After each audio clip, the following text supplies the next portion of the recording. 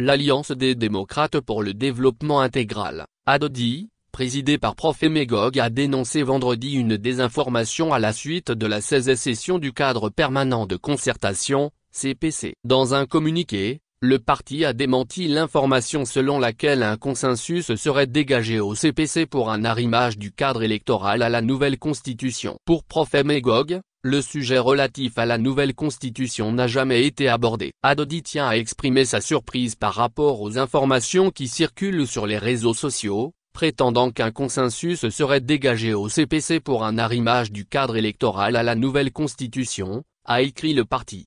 Dans son communiqué, ADODI révèle que lors de la première réunion de la session actuelle, elle avait formellement demandé, à travers une correspondance dûment adressée au ministre de l'administration territoriale le 2 septembre 2024, l'inscription d'un point essentiel à l'ordre du jour, celui de la Constitution. Il avait été alors convenu que ce débat serait abordé lors des prochaines séances, précise l'ADODI avant de s'offusquer. Il est donc incompréhensible qu'un prétendu consensus sur l'arrimage du code électoral à cette constitution puisse émerger sans qu'aucune discussion n'ait eu lieu à ce sujet. Prof Emegog contre la nouvelle constitution. Pour Prof Gog et son bureau national, la constitution promulguée le 6 mai 2024 n'a pas été adoptée de manière transparente, ni dans un esprit de consensus.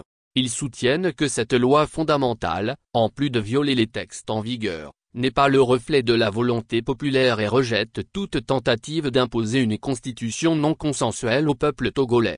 Dans le discours d'ouverture de la session de droit de l'Assemblée nationale, le président national de l'ADODI a réaffirmé l'importance pour notre pays de disposer d'une constitution véritablement consensuelle et représentative des aspirations du peuple togolais, a rappelé le communiqué. Prof Tchabour Gog, président national de l'ADODI élu député le 29 avril dernier, a présidé la session de droit de l'Assemblée nationale en tant que doyen d'âge.